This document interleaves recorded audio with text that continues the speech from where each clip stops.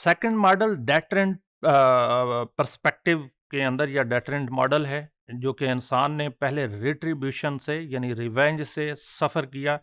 और अगली जो ट्रांजिशन इसमें आई वो ये थी कि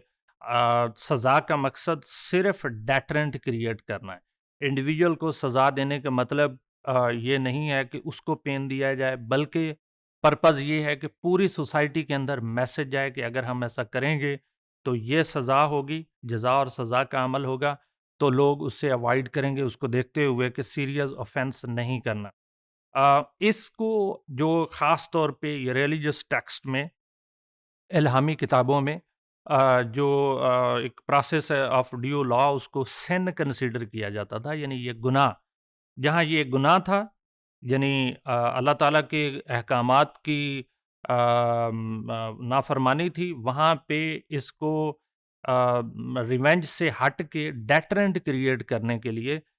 ये किया गया कि अगर इस तरह के गुनाहों को सोसाइटी नज़रअंदाज करेगी तो जुरैम जो हैं फिर वो इतने बढ़ जाएंगे। और उसकी रिलीजियस अहकामात में ये बताया गया कि अगर सोसाइटी के अंदर आप किसी एक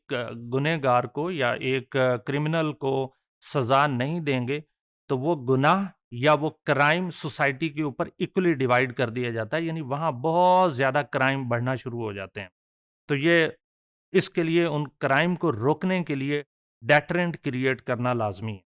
और अगर डेटरेंट नहीं होगा तो सोसाइटी में ऑर्डर नहीं होगा। तो ये बेसिकली डिवाइन लॉ से आती है। मिसाल के तौर पे मैं यहाँ 3 अब्राहमिक रिलिजन्स की बात करूँगा। पहला जो अब्राहमिक रिलिजन है, जिसको जुदाइज़्म या हम यहूदियत कहते हैं, और इवन हम हर नमाज में भी दुआ करते हैं कि दुआ के वर्ड्स ये होते हैं कि हम हजूर सल्लल्लाहु अलैहि वसल्लम और उनकी आलो औलाद पे और हज़रत इब्राहीम और उनकी आलो औलाद पे सलाम भेजते हैं, उनकी सलामती की दुआएं करते हैं। तो बेसिकली ये जो तीनों अब्राहमिक रिलीजन्स हैं, जिसमें जुदाइज़्म, क्रिश्चियनिटी एंड इस्लाम, ये तीनों एक सीक्वेंस में है। ये सीक्वेंस में इसलिए हैं कि जो सज़ाएँ पहले जुदाइज़्म में थीं, हो सकता है वो उसी तरह रहें क्रिश्चियनिटी के अंदर, लेकिन कुछ चीज़ें चेंज हो गईं। और फिर जो क्रिश्चियनिटी के अंदर काफ़ी ज़्यादा सज़ाएँ थीं, वो इस्लाम के अंदर भी उसी तरह से रहीं। जो चीज़ें इस्लाम के अंदर अपने से नहीं हैं, वो पहले वाले रिलिजन से हम लेते हैं। मसलन ये अगर कोई चोरी करता है, तो चोरी की सज़ा जो है वो डिवाइन लॉ के अंदर चोरी की सज़ा हाथ काटना है। तो वो बेसिकली जुदाइज़्म और क्रिश्चियनिटी में शायद किसी हद तक अबैंडन्ड हो गई थी, लेकिन जुदाइज़्म में बरकरार रही। तो ये पहले वाले जो डिवाइन लॉज़ हैं, ये पहले वाले वर्ज़न ऑफ इस्लाम है, उसमें से हमने लिया और उसी को कंटिन्यू किया। यानी कुरान के अंदर उसको मेंशन किया गया कि उसी को कंटिन्यू किया।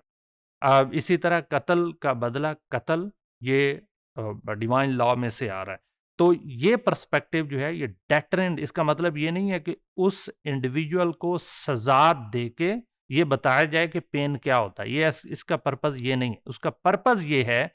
कि सज़ा दी जाए ताकि बाकी लोग उसको देखें। और इस डेटरेंट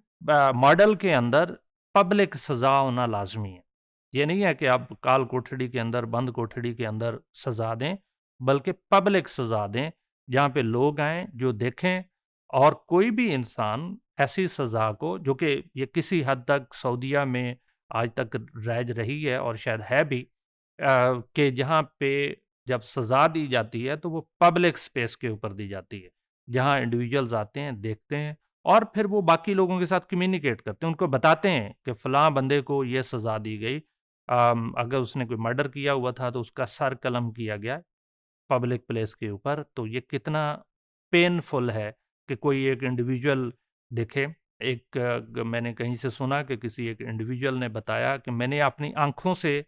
किसी का सर कलम होते देखा, तो मैं तकरीबन 2-3 वीक सो नहीं सका और शॉक में रहा। और उसका पर्पज़ ये है कि जब एक दफ़ा किसी एक इंडिविजुअल का पब्लिक प्लेस पे सर कलम कर दिया जाएगा, तो वो इतना खौफ तारी हो जाता है कि कोई ऐसा क्राइम करते हुए हज़ार बार सोचेगा कि मैंने क्राइम करना भी है या नहीं करना। लेकिन اس کا اوورآل پرپز یہ اگر اس کو اگنور کر دیں گے، جو کہ بعد میں ہم جو ماڈلز ہیں اس کے اندر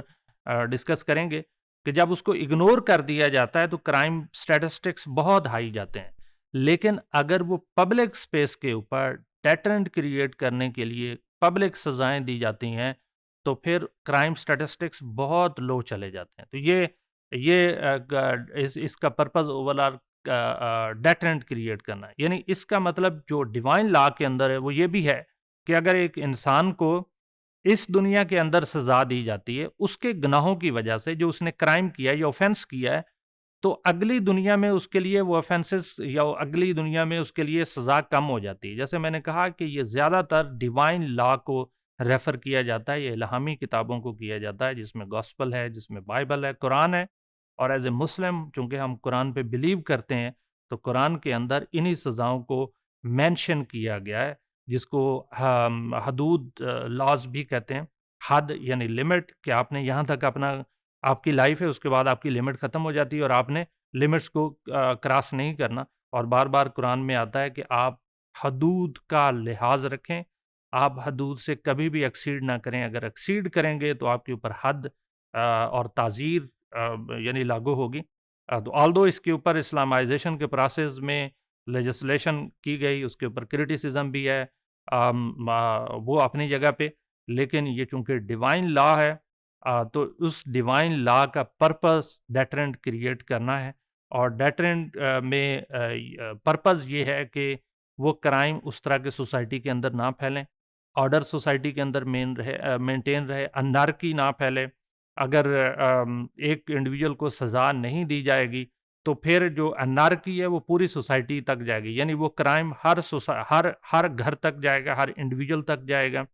ہر فیملی تک جائے گا اور ہر کمیونٹی تک جائے گا۔ اس لیے اس کو روکنے کے لیے ڈیٹرنٹ کریٹ کرنا اس پرسپیکٹو میں، یعنی ڈیٹرنٹ پرسپیکٹو کے اندر اسینشیل ہے، لازمی ہے۔ اور ایون ڈیوائن لا کے اندر یہ بھی ہے کہ اگر آپ اس کو نہیں فالو کریں گے، یعنی the rulers if they do not follow in a Muslim society، اور وہ جو ایڈیولوجیکل سوسائٹیز ہیں ان کے اندر، تو پھر یہ بھی ہے کہ اللہ تعالیٰ کے عذاب آتے ہیں، اللہ تعالیٰ پھر کسی اور طریقے سے سزائیں دیتا ہے، اور خاص طور پہ اس کی سزا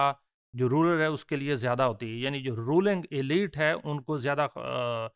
حساب کتاب دینا ہوگا، یا اس کے لیے امیر یا جو بھی